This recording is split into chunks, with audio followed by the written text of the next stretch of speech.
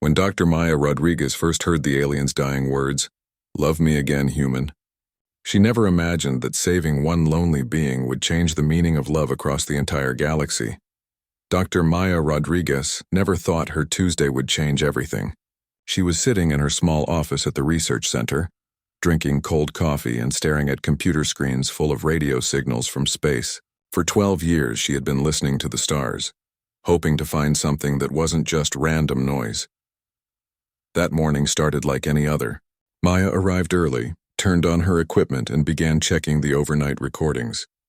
The coffee machine was broken again, and she made a mental note to buy a new one on her way home. She was thinking about grocery shopping when her computer started beeping in a pattern she had never heard before. The signal was coming from somewhere close. Too close. Maya checked her equipment twice, thinking there must be a mistake. The readings showed something large had landed in the desert about 50 miles away. Her hands shook as she reached for her phone to call her supervisor, Dr. Williams.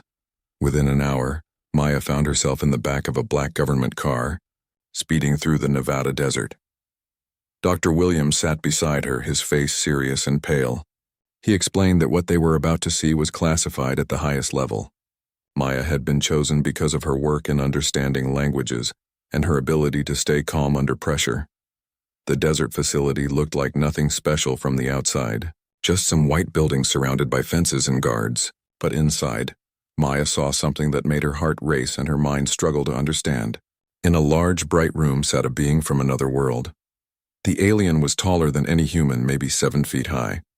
Its skin seemed to glow with a soft blue-white light that changed like water moving under the surface.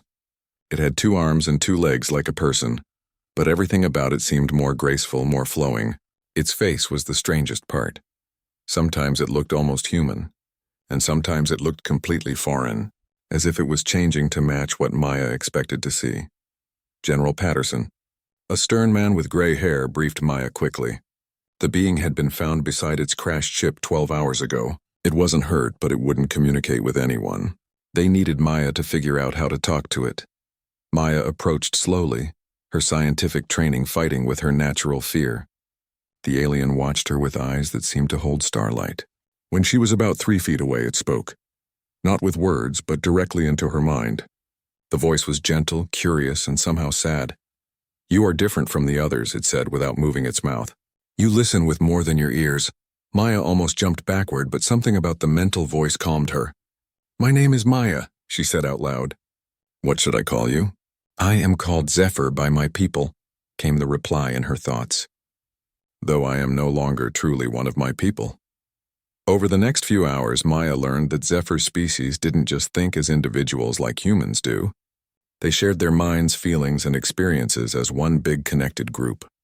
Zephyr had been cast out because it had developed the ability to care about individuals, something its people saw as dangerous and wrong. The communication was exhausting for Maya. Every time Zephyr shared a thought, she felt a wave of emotions that weren't her own. Joy, sadness, loneliness, and something else. A deep longing for connection that made her chest ache. During their 3rd session together, Maya made a simple mistake that changed everything. She was reaching for her water bottle when she knocked over a glass beaker. As she tried to catch it, the broken glass cut her palm. Blood dripped onto the white table. Without thinking, Zephyr reached out and gently took her injured hand. The moment their skin touched, Maya felt like lightning ran through her entire body. But it wasn't painful. It was the opposite. She felt completely understood, completely accepted in a way she had never experienced before. The cut on her hand healed instantly, leaving only a faint line. But more than that, Maya could suddenly sense Zephyr's emotions clearly. The alien was lonely, so incredibly lonely, and had been for years. It had been searching the galaxy for others like itself, others who had been cast out for wanting to love individuals instead of just existing as part of a group mind. "What just happened?" Maya asked, staring at her healed hand. "I shared a small part of myself with you," Zephyr replied, still speaking in her mind. "It is how my people show care, but I have never done it with someone from another species before." Maya felt different. Colors seemed brighter, sounds were clearer, and she could sense the emotions of the guards and scientists around her. It was overwhelming but also wonderful, like discovering she had been living her whole life with poor vision and suddenly could see perfectly. General Patterson noticed the change immediately. During Maya's debrief, he questioned her about the physical contact with the alien. His voice was cold and suspicious as he reminded her that this was a matter of national security, not personal curiosity. "Dr. Rodriguez," he said, "you are here to gather information, not to form attachments. This being is potentially dangerous and we need to understand its capabilities and intentions." But Maya couldn't stop thinking about the loneliness she had felt from Zephyr. That night in her hotel room, she stared at her palm where the cut had been. She could still feel a faint connection to the alien, like a warm thread connecting her heart to something vast and sad. She thought about her own life, her small apartment, her few friends, her routine of work and sleep and work again. She had always felt like something was missing, like she was meant for more than just listening to empty space and hoping for a sign that we weren't alone in the universe. Now she had found that sign, and it was lonely too. The next morning, Maya returned to the facility with a new understanding. Zephyr wasn't just a subject to study or a potential threat to assess. It was a being who had given up everything it knew to find connection with others. It had traveled across impossible distances, crashed on an alien world, and was now surrounded by people who saw it as either a curiosity or a danger. As Maya entered the bright room where Zephyr waited, she felt the alien's recognition and something that might have been hope. The connection between them had grown stronger overnight, and Maya realized that her life as she knew it was over. She was no longer just Dr. Maya Rodriguez, researcher and listener to the stars. She was now part of something bigger, something that would challenge everything she thought she knew about love, connection, and what it meant to be human. 3 months had passed since Maya first met Zephyr, and her world had completely changed. Every morning she drove through the desert to the research facility, but now she looked forward to it in a way that scared her. The connection between them had grown stronger each day, like a bridge being built between two different worlds. Maya had learned that Zephyr's people didn't love the way humans do. For them, caring meant joining their minds completely with others in their group. They shared every thought, every feeling, every memory as one big family consciousness. But Zephyr was different. It had developed the ability to care about one person at a time, to focus all its attention and affection on a single individual. This difference had made Zephyr an outcast among its own people. They saw individual love as dangerous, something that could break apart their perfect group mind. So they had forced Zephyr to leave, to find others like itself somewhere in the vast emptiness of space. During their daily sessions, Maya began to understand how alien love actually worked. When Zephyr cared about someone, it didn't just have feelings for them. It literally shared part of its consciousness with them. Every act of kindness Maya showed, every moment of understanding created a deeper bond between their minds. It started with small things. Maya brought Zephyr tea from the break room even though it didn't need to drink anything. She played music on her phone. Classical pieces, jazz, even some pop songs her teenage daughter Lily had recommended. Zephyr absorbed these experiences like a person dying of thirst finally finding water. Maya told Zephyr stories about Earth, about human families and friendships, about how people fell in love and built lives together. She described sunsets over the ocean, the smell of rain on hot pavement, the feeling of holding a newborn baby. With each story, she felt Zephyr's consciousness reaching out to touch hers, trying to understand what it meant to be human. The strangest part was how Maya began to change too. She started sensing emotions from other people without them saying anything. When Dr. Williams was worried about his sick mother, Maya felt his anxiety like a gray cloud. When the young guard Tony was excited about his weekend plans, Maya experienced a burst of his joy. Her ex-husband David noticed the change when she picked up Lily for their monthly dinner. "You seem different," he said, studying her face. "More present somehow, but also like you're listening to something I can't hear." Maya couldn't explain that she was literally hearing things he couldn't. Through her connection with Zephyr, she had developed a weak version of the alien ability to sense other minds. It was overwhelming at first, but gradually she learned to control it. Lily definitely noticed her mother's changes. During dinner at their favorite pizza place, her 15-year-old daughter kept staring at her with curious eyes. "Mom, are you okay? You keep looking at people like you're reading their minds or something." Maya almost choked on her pizza. "What makes you say that?" I don't know. You just seem more aware? Like when that couple at the next table was fighting quietly. You looked sad before they even raised their voices. And when the little kid dropped his ice cream, you smiled before everyone else noticed he was about to cry. Maya realized her daughter was right. The connection with Zephyr had made her more sensitive to human emotions, more empathetic in ways she had never been before. It was beautiful and terrifying at the same time.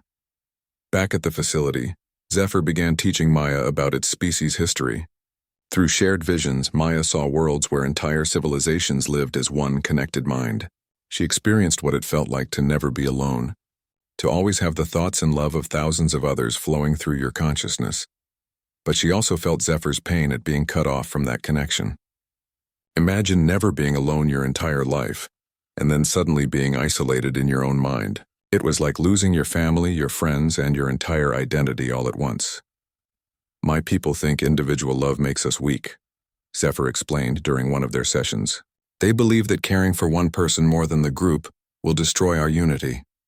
But I have learned something different from you, Maya. Individual love doesn't make us weaker, it makes us stronger.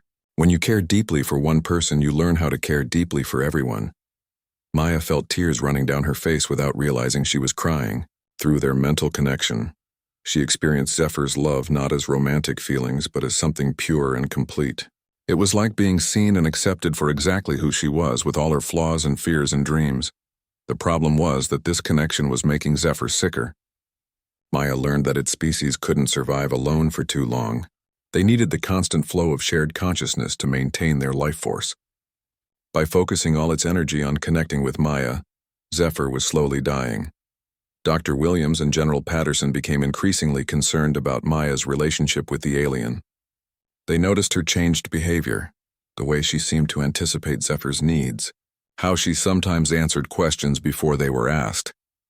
Dr. Rodriguez, General Patterson said during a particularly tense meeting, "We need to discuss the nature of your interactions with the subject. Our medical team has noticed unusual brain activity in your scans. There appears to be some form of neural connection developing." Maya felt a chill run down her spine. She had been careful not to mention the full extent of her bond with Zephyr, knowing it would frighten the military officials. But apparently the changes were visible even in medical tests. "The subject appears to be influencing your neurochemistry," Dr. Williams added, looking worried. "We're concerned about the long-term effects on your mental health and cognitive function." That night, Maya lay in her hotel bed, staring at the ceiling. Through her connection with Zephyr, she could feel the alien's presence even from miles away. It was lonely and scared, slowly fading as its life force weakened from isolation. Maya realized she faced an impossible situation. The more she connected with Zephyr, the more it could survive and thrive. But the deeper their bond became, the more she risked losing her own human identity. She was changing into something new, something between human and alien consciousness. The next day, Zephyr shared something that changed everything. Through their mental link, it showed Maya visions of other aliens like itself, scattered across the galaxy. Exiles who had been cast out for developing individual love, all searching for others who understood what it meant to care for one person at a time. "We are not alone," Zephyr whispered in her mind. "There are others like me hiding among the stars, afraid to reveal themselves because they know their own people would reject them. But if we could find each other, if we could connect..." Maya saw the possibility in Zephyr's vision. A new kind of species made up of exiles from different worlds who had all learned to love individually. They could create their own family, their own shared consciousness based not on conformity but on the choice to care for each other. The vision was beautiful and hopeful. But Maya also sensed the danger. If Zephyr's people discovered what it was trying to do, they might come to Earth to stop it. And if the human government learned about the other aliens, they might try to capture them all. Maya realized she was no longer just a researcher studying an alien. She had become part of something much bigger and more dangerous than she had ever imagined. Maya knew something was wrong the moment she walked into the facility that Tuesday morning. The usual guards weren't at their posts, and new faces in black suits stood in the hallways. Dr. Williams met her at the entrance, his face pale and his hands shaking slightly as he handed her a cup of coffee.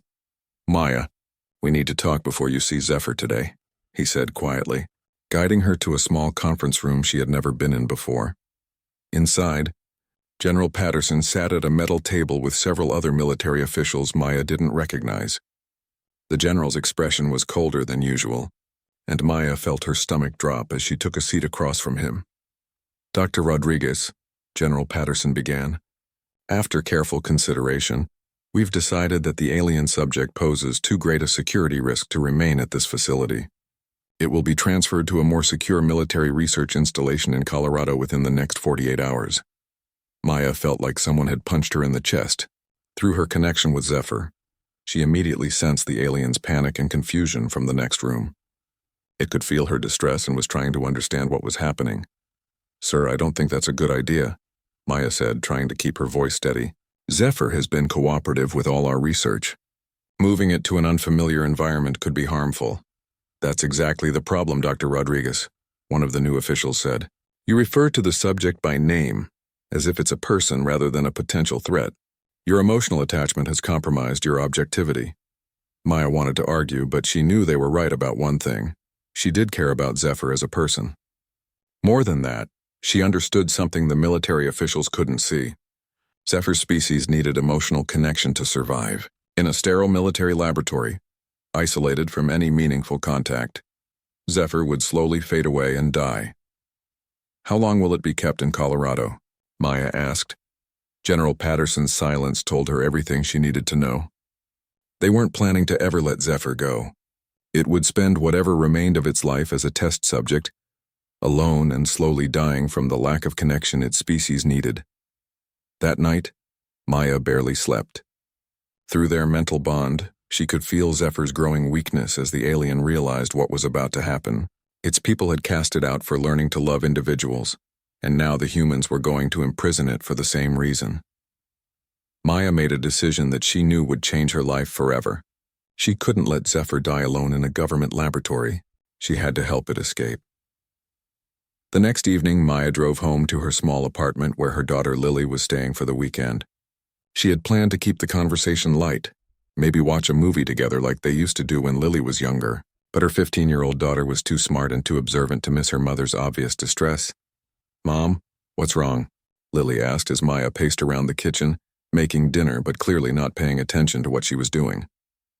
"You've been weird for months, but tonight you look like someone died." Maya realized she couldn't keep lying to her daughter. Lily deserved to know why her mother might disappear from her life, why she might become a criminal wanted by the government. "Lily, if I tell you something incredible, something that sounds impossible, will you listen with an open mind?" Her daughter set down her phone and looked at Maya seriously. "Mom, you've been acting strange for 3 months. I've been waiting for you to trust me enough to tell me what's really going on." So Maya told her. She explained about the alien, about their connection, about how the government wanted to lock Zephyr away forever. She told Lily about the mental bond, about how she could now sense other people's emotions, about how Zephyr was slowly dying from loneliness. Lily listened without interrupting, her eyes growing wider with each detail. When Maya finished, her daughter sat quietly for a long moment. "Can I meet it?" Lily finally asked. "What?" "The alien, Zephyr. Can I meet it before they take it away?" Maya's first instinct was to say no. It was too dangerous, too complicated. But then she realized that Lily might be the only person who could understand what Maya was going through. Her daughter had always been empathetic, always able to sense when people were hurting even when they tried to hide it. The next morning, Maya used her security clearance to bring Lily to the facility during a shift change. She told the guards that her daughter was working on a school science project and needed to see the research equipment. They found Zephyr in its usual room, but the alien looked different. Its skin had lost some of its glow and its movement seemed slower, more tired. When Maya and Lily entered, Zephyr looked up with what might have been hope in its strange, starlight eyes. "This is my daughter Lily," Maya said aloud, knowing that Zephyr could hear her thoughts anyway. Lily stepped forward without any of the fear Maya had expected. She looked at Zephyr with the same curious, accepting expression she had worn as a small child meeting new people. "Hi," Lily said simply. "Mom told me about you. She said you're lonely." Zephyr's mental voice reached both of them, though Maya could tell it was much fainter than usual. "Your offspring has a kind spirit, Maya. She sees without judgment. Can you show me what it's like?" Lily asked. "The connection thing Mom talked about?" Maya started to protest. But Zephyr slowly reached out one glowing hand toward Lily.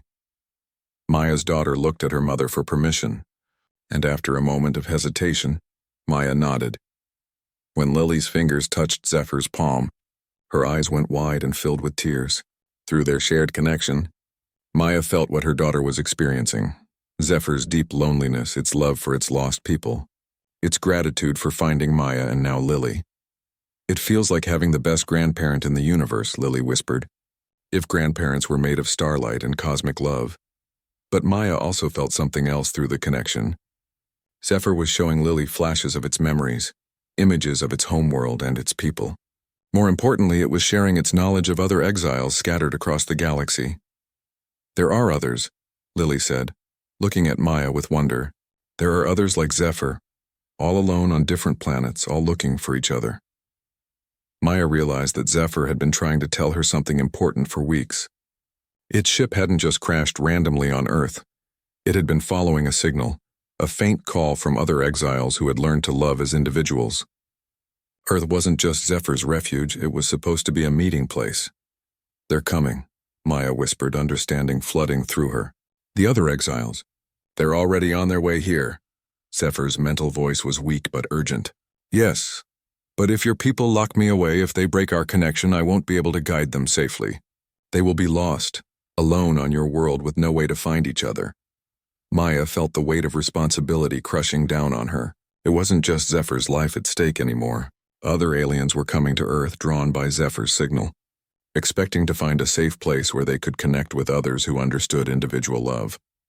If Maya let the government take Zephyr away, those other aliens would arrive to find nothing but an empty signal and hostile humans who might capture them too. "We have to help them," Lily said, still holding Zephyr's hand. "We can't let them be alone." Maya looked at her brave, compassionate daughter and realized that her choice was made. She couldn't save everyone, but she could try to save the ones right in front of her. She could give Zephyr and the other exiles a chance to find the family they had been searching for across the stars. "Tomorrow morning they're moving you to Colorado," Maya told Zephyr. "But we're not going to let that happen." She felt Zephyr's gratitude and hope flowing through their connection, mixed with fear about what their escape might cost Maya and Lily. But Maya had made her decision. She would rather risk everything trying to help than live safely knowing she had let innocent beings suffer. That evening, as Maya and Lily drove home, her daughter asked the question that had been haunting Maya for days. "Mom, if we do this, if we help Zephyr escape, we won't be able to come back to our normal life, will we?" Maya looked at her daughter through the rearview mirror and saw understanding and acceptance in her young face. "No, sweetheart. We won't. Are you ready for that?" Lily was quiet for a moment, then nodded. "Zephyr showed me what it feels like to be completely alone in the universe. I don't want anyone to feel that way if we can help it." Maya realized her daughter had inherited her empathy and her courage. Tomorrow they would become fugitives. But tonight they were still just a mother and daughter who had decided that love was worth any risk. Maya's hands shook as she entered the security code for the facility's transport bay at 3:17 a.m. She had memorized the guard schedules for weeks, knowing that Tuesday nights had the smallest crew and the longest gaps between patrols. Behind her, Dr. Alex Chen pushed a medical transport cart that looked normal from the outside, but held something extraordinary inside. Alex had been watching Maya's interactions with Zephyr for months. At first, he thought she was just being too emotionally involved with her research subject. But gradually, he began to see what Maya saw, a lonely, intelligent being who deserved compassion, not imprisonment. When Maya approached him about helping with the escape, Alex didn't hesitate. "The next patrol isn't for 20 minutes, Alex whispered as they moved through the darkened hallways. "But once we're outside, we only have about 6 hours before they realize Zephyr is gone." Inside the transport cart, Zephyr lay still and quiet. The alien had used its abilities to slow its life functions, making it appear almost dead to any casual observer. But through their mental connection, Maya could feel Zephyr's consciousness like a warm light in her mind, trusting her completely to keep it safe. They made it to Maya's car without being detected. As they drove through the empty desert roads toward the abandoned observatory Maya had found weeks earlier, she felt a mixture of terror and excitement. She was now officially a criminal, having stolen what the government considered an alien prisoner. There was no going back. The old observatory sat on a mountain peak about 90 miles from the facility. It had been closed for budget cuts 5 years earlier, but Maya still had access from her graduate school days when she had done research there. More importantly, it had the equipment Zephyr needed to send signals into space. Lily was waiting for them when they arrived, having driven up separately with supplies Maya had asked her to gather. Food, water, blankets, and most importantly, the communication equipment Maya had quietly removed from her lab over the past month. "How is Zephyr?" Lily asked as they carefully moved the alien from the car into the observatory's main room. "Weak, but alive," Maya replied. Through their connection, she could feel Zephyr slowly returning to normal consciousness as they settled into their hiding place. The next few days were the most intense of Maya's life. Working around the clock, she and Alex helped Zephyr modify the observatory's old radio telescope to send a specific type of signal into space. It wasn't just a radio message. It was something much more complex, a kind of mental beacon that other aliens with Zephyr's abilities could detect across vast distances. Maya learned that Zephyr had been trying to reach the other exiles for years, but its crashed ship's communication system was too damaged to send a strong enough signal. The observatory's powerful equipment, combined with Zephyr's knowledge of alien technology, created something neither humans nor aliens could have built alone. "We are calling to them now," Zephyr explained during one of their working sessions. "Those who were cast out like me, who learned to love as individuals instead of only as part of the group. They are scattered across many star systems, hiding, afraid to reveal themselves even to each other." As they worked, Maya's connection with Zephyr grew even stronger. She found herself understanding alien technology instinctively, her mind somehow bridging the gap between human and alien knowledge. It was exciting and terrifying at the same time, but the mental strain was enormous. Maya began experiencing headaches that felt like lightning in her skull. Sometimes she would think thoughts that weren't hers, or remember places she had never been. Lily noticed her mother becoming more distant, more alien in her mannerisms. "Mom, you're scaring me," Lily said one evening as they ate dinner by the light of camping lanterns. "Sometimes when you talk, you sound like you're speaking from inside a dream." Maya realized her daughter was right. The deeper her connection with Zephyr became, the more she was losing pieces of her human identity. She was becoming something new, something between human and alien consciousness. It was beautiful in some ways, but it was also destroying who she used to be. Alex noticed the changes too. "Maya, we need to monitor your vital signs more carefully," he said after watching her work for hours without eating or drinking. "Your brain activity is showing patterns I've never seen in humans before." But Maya couldn't stop now. Through Zephyr, she had sensed the first responses to their signal. Somewhere in the darkness of space, other exiles were hearing their call and beginning to turn toward Earth. They were coming, drawn by the promise of finally finding others who understood what it meant to love individually rather than as part of a group mind. The first alien ship arrived on a cloudy Thursday night, exactly 2 weeks after their escape. Maya felt its approach through Zephyr's consciousness before they saw any visual confirmation. The alien inside was different from Zephyr, shorter, with skin that glowed golden instead of blue-white, but it carried the same deep loneliness and hope. This new alien, who called itself Haven, had been traveling alone for decades. It had been cast out from its people for developing romantic love for a single individual instead of sharing emotions equally among its entire community. Through Zephyr's translation, Haven told Maya about finding other exiles on distant worlds, all searching for the same thing, a place where individual love was celebrated rather than feared. Within days, more ships began arriving. Each alien was different in appearance and origin, but they all shared the same story. They had learned to love as individuals and been rejected by their collective-minded species. They had wandered the galaxy alone, hoping to find others like themselves. Maya watched in wonder as the aliens began to form their own small community in the mountains around the observatory. They shared their different abilities and knowledge, creating a new kind of family based on choice rather than birth or species. It was everything Zephyr had dreamed of during its long journey across space, but Maya's own condition was getting worse. The constant mental connection with multiple alien minds was overwhelming her human brain. She began losing time, forgetting conversations she had just finished, speaking in languages that didn't exist on Earth. Amir, you need to limit your contact with them. Alex warned her after running medical tests that showed dangerous changes in her brain chemistry. Your neural pathways are being rewritten faster than your human mind can adapt. If this continues, you might lose yourself completely. Maya knew Alex was right, but she also knew something he didn't. Through her connection with the aliens, she had sensed something approaching Earth, something that made all the exiles afraid. Zephyr's people had discovered what their outcast was doing, and they were coming to stop it. They cannot allow us to succeed, Zephyr explained to Maya through their fading mental link.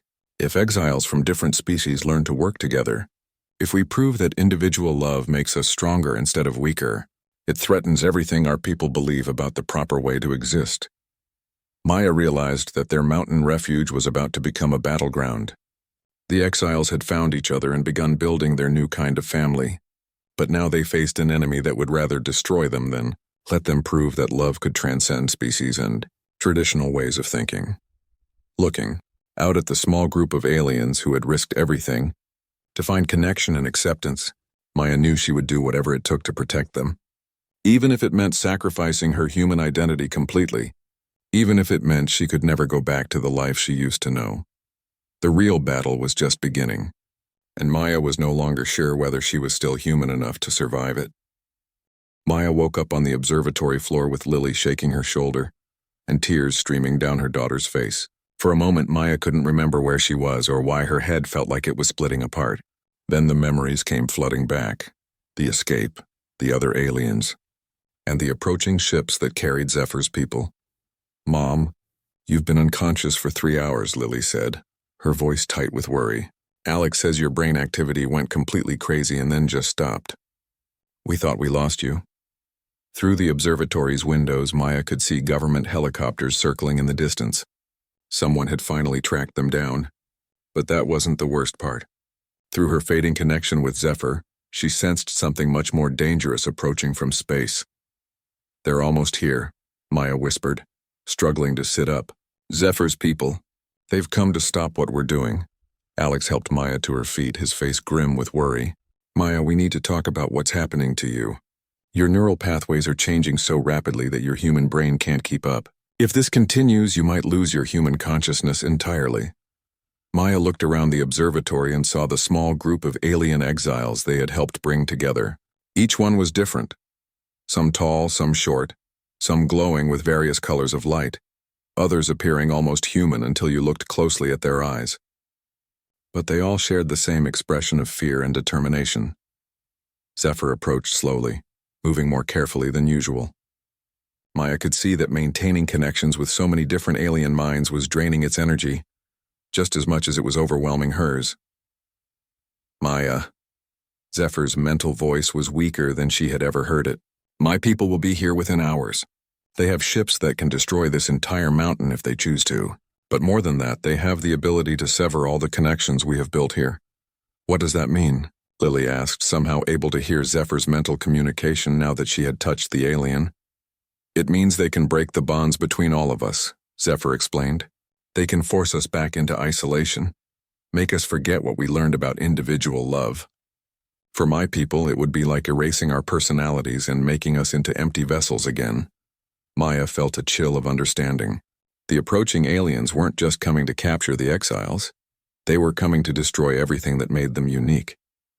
They would strip away their ability to love as individuals and force them back into the collective consciousness they had rejected. "But there's something else," Zephyr continued, its mental voice growing even fainter. "To save you from what our connection is doing to your mind, I would have to break our bond completely. It would protect your human consciousness, but it would also erase most of your memories of our time together."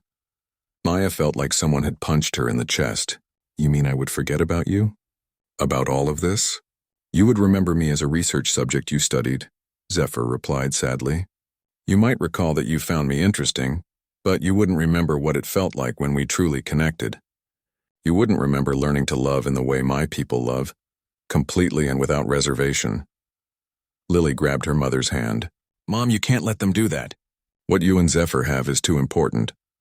But Maya could see the truth in Alex's worried expression and feel it in her own failing body. The connection with multiple alien minds was destroying her human brain. Every day she lost more of herself and became something else.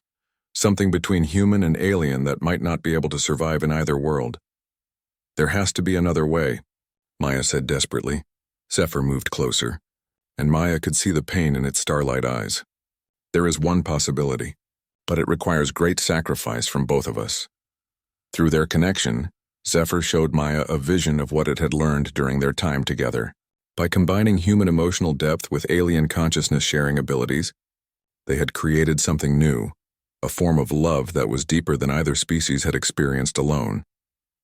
If we can share this knowledge with the other exiles before my people arrive, Zephyr explained, if we can teach them to connect the way we have learned to connect, they might be strong enough to resist the collective consciousness. But to do this, I must give them everything, all my energy, all my connection to you, everything that makes me an individual. Maya understood immediately. Zephyr was offering to sacrifice itself to save the other exiles and preserve what they had built together. No, Maya said firmly, we'll find another way. But even as she spoke, she could feel government agents getting closer to their location and sense the alien ships approaching from space. They were running out of time. Maya, Zephyr said gently, this is what love means. Sometimes it means letting go so that others can be free. Through their mental connection, Maya felt Zephyr beginning the process it had described. The alien was preparing to transfer everything it had learned about individual love to the other exiles, using its own life force as the bridge between their different forms of consciousness. Wait, Maya said suddenly, grabbing Zephyr's glowing hand. If you're going to do this, if you're going to give them everything you are, then let me help. Let me add my human understanding of love to what you're sharing. Zephyr's eyes widened with something that might have been hope. Maya, that could kill you. The strain of connecting with so many alien minds at once. Maybe, Maya replied. But if I'm going to lose my memories of this anyway, if I'm going to forget what we learned together, then let me use those memories to help the others. Let me turn our love into something that can't be destroyed. Lily started to protest, but Maya looked at her daughter with tears in her eyes. Lily, if I don't do this, these beings will spend eternity alone. They'll never know what we discovered. That love between individuals can be stronger than any collective consciousness. Maya felt Zephyr's gratitude and fear flowing through their connection. Together, they began to weave their shared memories and emotions into a pattern that could be understood by all the different alien exiles. The process was like nothing Maya had ever experienced. She felt her consciousness expanding to touch each alien mind, sharing not just thoughts but the actual feeling of human love, the joy of choosing to care for someone, the strength that comes from being truly known by another person, the courage to sacrifice for those you care about. As the connection grew stronger, Maya felt pieces of herself flowing into the network of alien minds. Her memories of Lily's first steps, her feelings when she held her newborn daughter, her understanding of what it meant to love someone enough to let them go. All of it became part of the shared consciousness the exiles were creating. But something unexpected happened. Instead of losing herself in the alien network, Maya found that each exile was sharing something back with her. Their own memories of love, their own experiences of choosing connection over conformity, their own courage in leaving everything they knew to search for understanding. When the process was complete, Maya found herself changed but still fundamentally human. She retained all her memories of Zephyr and their time together, but now she also carried pieces of dozens of other alien experiences of love. Zephyr was different too. Instead of fading away, it had become something new, a bridge consciousness that could help the exiles communicate and support each other without losing their individual identities.